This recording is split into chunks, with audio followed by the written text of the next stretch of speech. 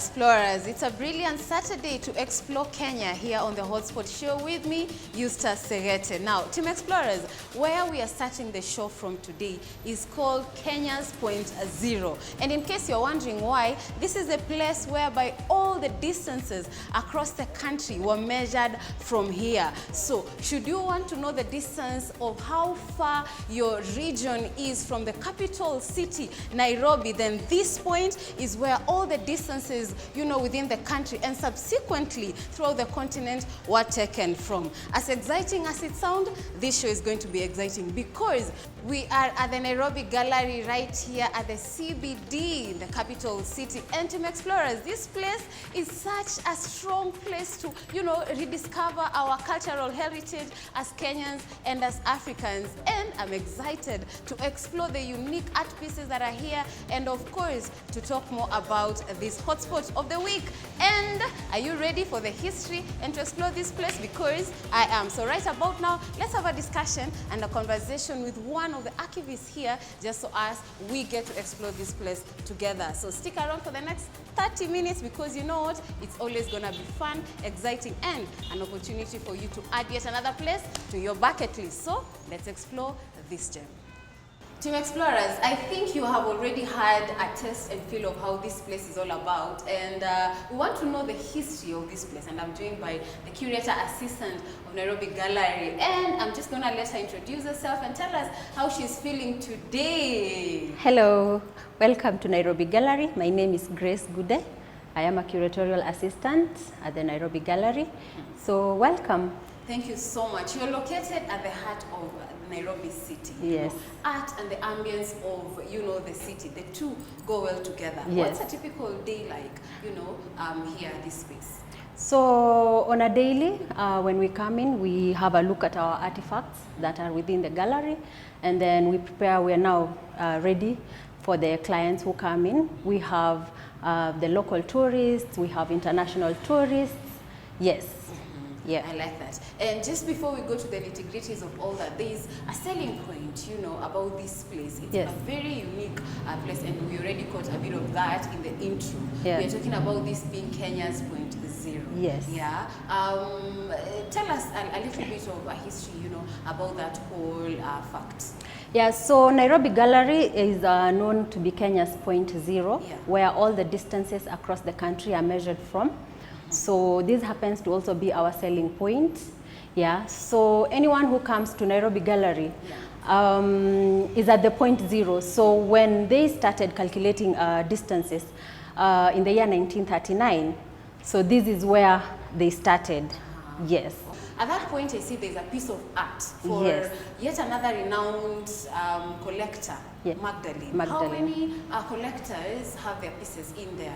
We have several of them. Magdalene is one of the iconic pieces. Magdalene Odundo's work is one of the iconic pieces that we have. Her ceramic work, which has been donated to mark Kenya's Point Zero. Yeah. So she's a well-known, among the pioneer artists. Currently, she is in the United Kingdom, a vice-chancellor in one of the universities. Yeah, so we have several artists, among them the likes of Elkanah Ongesa, we have Sana Gateja. Yeah, so some of these pioneer artists, we have their work showcased here. And other renowned artists, including the collector of Nairobi Gallery. This is Joseph Murumbi. He has a second name, Zuzate. And you tell me he's Kenyan and? He is half Kenyan and half Goan. Yes, half Maasai, half Goan. Okay, which tribe is Goan, or who are these Goan people? So the Goan side was his father, Peter Zuzarte, who was a Goan, and his mother was a Maasai. She was the daughter of one of the Laibon. So she was very well spoken. She could speak up to 11 languages. Oh, wow. Yes. So with the help of his father, at a young age, he was sent into India for his studies. Yes. All right, so guys, when you check out the story of Joseph Murumbi rather, you know there's so much that you can talk about art and his passion for collecting art. And now where we are standing, I'm told it's a depiction of how or what his house looks like. And you can see for yourself that indeed he was a collector. Yeah, a passionate you know, just one. take us through what some of these pieces are all about and perhaps history of them. Yeah, so in this room, we are in the Murumbi home. Yeah. So it's a depiction of Murumbi's Mudhaika home. Okay. On display are some of his personal items. We have, on this side, a slab, a petrified slab. It looks beautiful. Yeah. We have a lot of collection of the Bakuba prints, which have been framed. Yeah. We have cupboards that were from Zanzibar. Among Murumbi's pieces. So if you have a look, there's a lot of brass in his collection and the Bakuba print. Yes. Okay. And of course, right, I see this is also quite significant. Yes. The two blazers, I mean the two outfits are quite significant. Yeah. Because you tell me this was his favorite jacket. Yeah. And that one? This was his favorite jacket, and the other one was the wife Sheila Murumbi's favorite jacket. All right. Yes. So Grace, besides this, what else are we expecting to see when we make around, when we go around the gallery? So as we go around, we will see the African artifacts room. We have the African adornment room, where on display are a collection of jewelries from all over Africa. We have the textile room here. So in there we have the likes of the lambamwena and the gungun, the men's and the women's weaves, which we will have a look at. Yes. Interesting. And I see among the collections that you have is a really interesting point here that you have two safes that have never been opened. Yes. And it's part of the display here. Yes. What's the story na kwa nini huwa haifunguliwi? So this being a monument, so you are supposed to preserve it to its original state as much as you can. You're not supposed to tamper with it.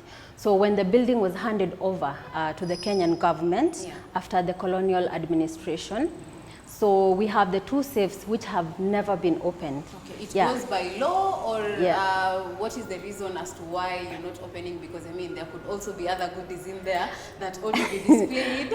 I believe it goes by law. Yeah, you know, if it is when a place has been gazetted and declared a monument, you are supposed to preserve it. Yeah, and this being under the National Museums of Kenya, where we preserve our culture and heritage, so we have to preserve this place to its original state.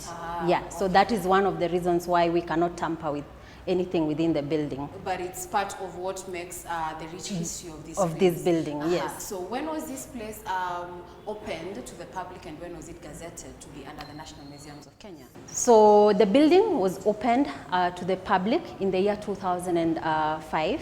Yeah, when we had the first exhibition by Jack Katarikawe, the Dreaming in Pictures exhibition.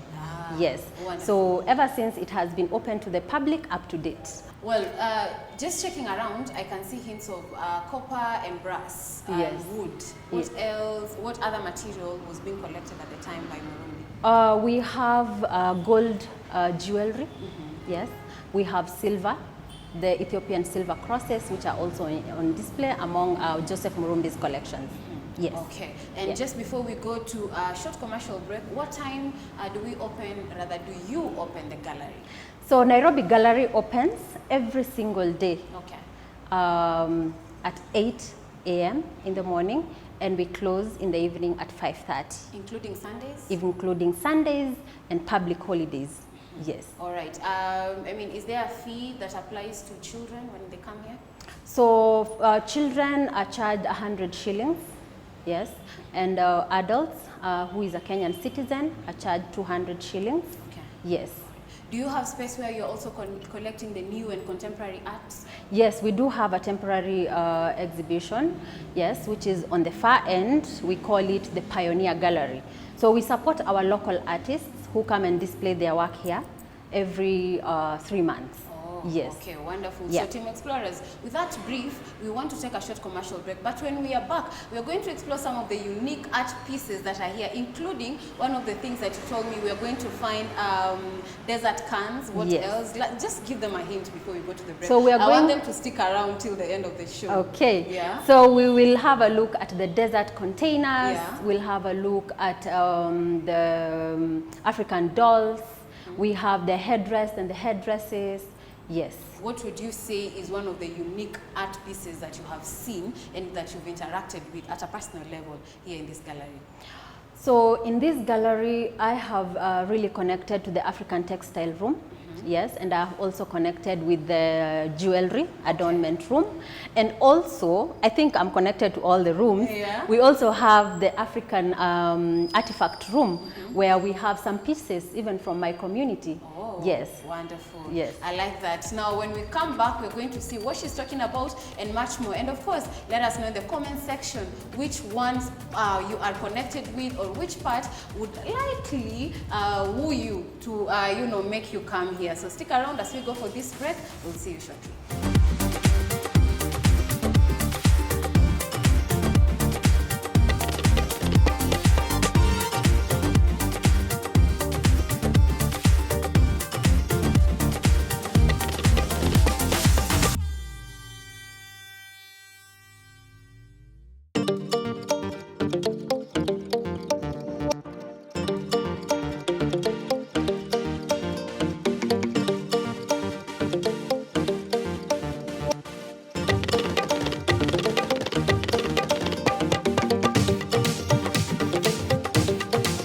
Welcome back from the break, Team Explorers. Glad you're still watching KTN. Of course, you're still watching Hotspot, where today we are exploring Nairobi Gallery. Now, Team Explorers, with its rich history, among the things that we need to know is that this place was equally used as a detention center whereby anyone who entered Nairobi during the British colonial eras without a pass was arrested, jailed, and detained in this place. Now, we are still exploring this place with Grace, and she's going to tell us about that and tell us, more about this room that we are standing here, because looking around, I can see so many things that we ought to know, including one of the very first stamps in the UK. Yes. That's the case? Yes.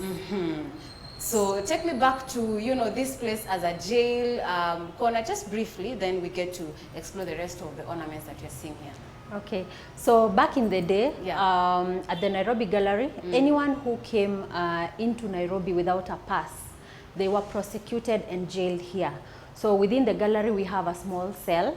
So at the moment, it's used to store art pieces for our local artists. Yes. So something interesting you're mentioning to us, that there are pretty unique and very distinct pieces in here. Just give us a highlight. Yeah, so to highlight a few items is, of course, the Kipande box. Yeah. Yeah, we have the medallions awarded to Joseph Murumbi on display. Okay. We have a collection of Ethiopian crosses, which were part of Murumbi's collections. We have also jewelry from Ethiopia called known as the Harar, worn by women during special occasions. We have the Hirizis. We have a collection of trade beads. I see the African currency. African currency. And one thing that has actually caught my attention is, I don't know whether to call it a skull of snails that have existed for the past 17 million years. That's Yes. a lot of time. The ammonites from Madagascar are okay. also on display here, which are 17 million years old. Yes. I have a question. Each time that we visit an art gallery and then I'm told this thing has existed for 17 million, 100 million years, Yes. is it truly the case? Because, I mean, the world has been existing for all those million years. Yes, it's true, because these things are preserved. So we have our archaeologists who do this work for us. Yes, so by the time we have something on display here, somebody somewhere, an archaeologist, has done the work. Yes. And actually has dated 17 dated million years. That's a lot of time. Yes. Team Explorers, we've seen quite a lot of things, including neck pieces, which otherwise people are calling them chokers, and leg bangles that you tell me women in a particular tribe, were given that, and they would wear that for all their lives until they die. Yes. Which tribe was that? So it was from Cameroon. Yeah. Yes. So once a woman was married, they'll put a necklace on her neck. Yeah. It was about even as heavy as 7 kgs. Wow. Yes, and it was only removed when they died. Even while sleeping? Yes. You just had to figure your way around that thing around yes, your neck. Yes, I mean, the fact that we are talking about this and we've actually seen this means it goes a long way when you preserve the cultural heritage of either your tribe, your community, or, you know, your people back at home. And this is yet another room. And where you're standing, I can spot something, the Kenyan desert containers, among many other things. You know, just take us through, you know, what we are meant to see here in this room. Yeah, so behind me is a showcase that has a collection of desert containers. So the northern part of Kenya, we have communities that survive there, and they have these containers they used for keeping their food, water, as they walk around, because most of them are pastoralists. So they are mobile, they move around all the time with their belongings. So just to mention a few, we have containers from the Turkana community, we have containers from the Borana community, we also have containers from the Gabra community. Ah, I see. You can tell the difference in the variation of shapes, sizes, and even texture. And then with my research about how they used to make these containers, some of them I understand they used to make them from either the tummies of camels or tummies of any other animals. Is that the case for this that you're seeing here? We actually have a piece that is made of camel stomach. Okay. Yes. Ah, interesting. And then right behind me, I can see very many African spoons. One in particular that has caught my attention is this spoon that has the shape of a lady, and there's a story behind it. Yes. Yeah, what's it? So we call that the Zulu ceremonial spoon. Yeah. Yeah. So it was given to a woman as a gift. Okay. So the husband will present this to her as a form of form of a bride price. Yeah. Yeah.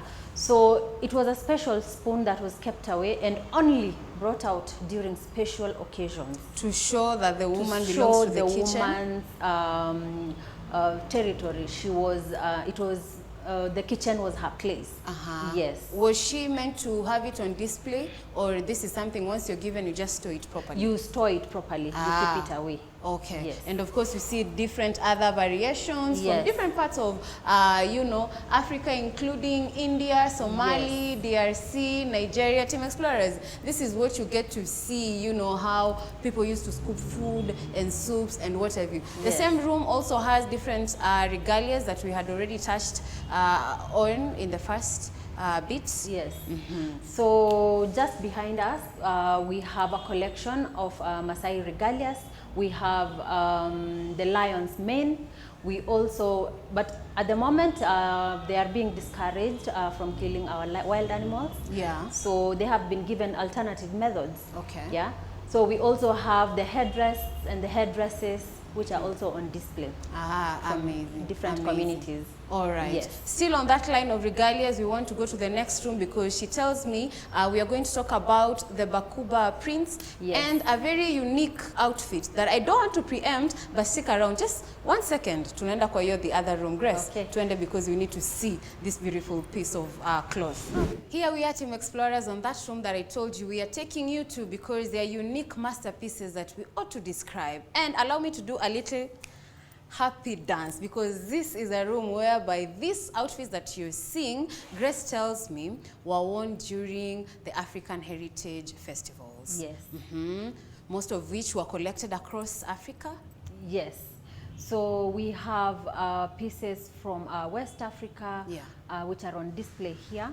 So when African Heritage Shows was on the road, so some of these pieces were donated and they are now on display within the gallery. All right. Yes. Start by this beautiful big outfit that we see here. I can almost fit. You see me stretching my my hands. What's the story? So what is standing behind you is the lambamena made of raw silk.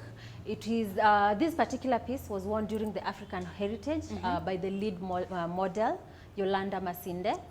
Yes. Okay. So I see her there. But yes. hey, wow.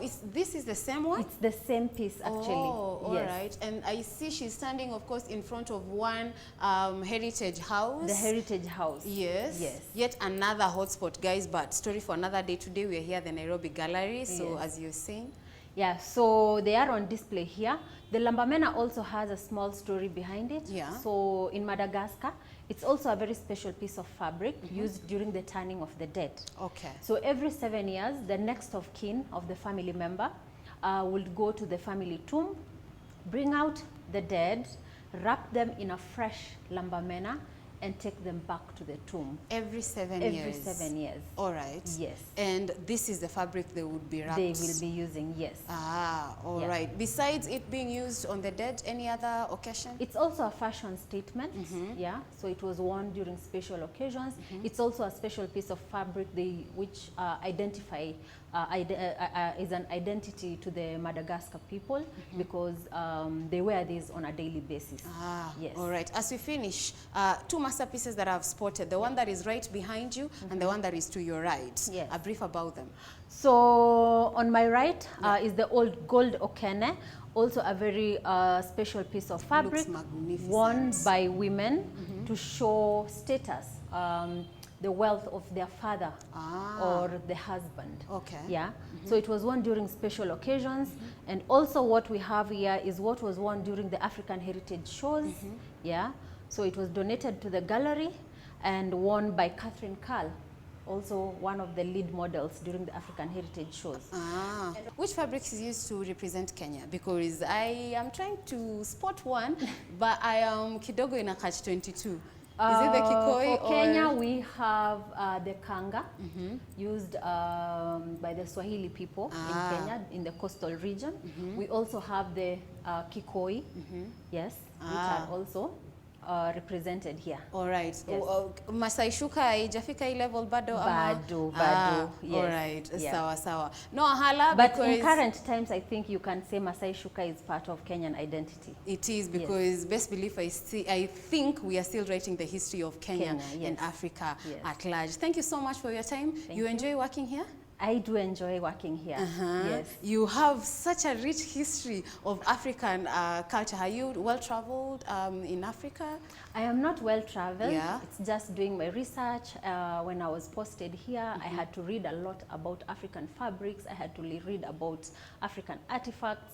So it was an eye-opener coming here. Beautiful. Yes. I must say you are a walking encyclopedia when it comes to African culture and heritage. And what a pleasure to have you taking us through this episode today alongside our team explorers back at home. You do agree with me that this has been an epic episode. Remember, we were just in the heart of Nairobi, meaning you don't have to go so far for you to explore and have adventure. I want to say thank you for you, for tuning in to today's episode. See you next Saturday, but at a different location. I have been your host, Eustace Segete, and from me and the entire crew and the hotspot of the week, we wish you a splendid weekend. See you then, and take care.